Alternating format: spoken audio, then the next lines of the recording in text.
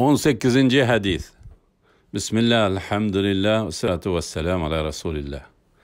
Esselamu aleykum ve rahmetullahi ve berekatuh. Tövende dehtanlağa İmam En-Nevevi Rahimahullah'ın 40 hadisinden 18. hadisini okuyumuz inşallah. Ba'de billahi mineşşeytanirracim.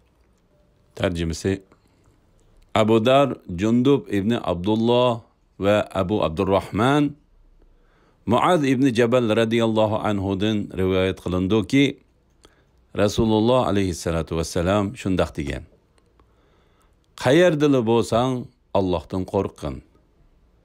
Birer yomonlik qilib salsang, uni o'chiradigan yaxshilikni ergashtirgin. Kishilarga chiroyli muomala qilgin. İmam Tirmizi to'plagan Hasan.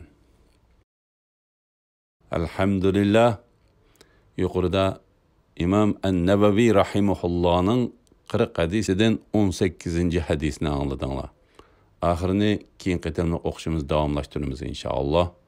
Ve sallallahu ala Muhammed ve ala alihi ve sahbihi ve sellem. Esselamu aleyküm ve rahmetullahi ve berekatuhu.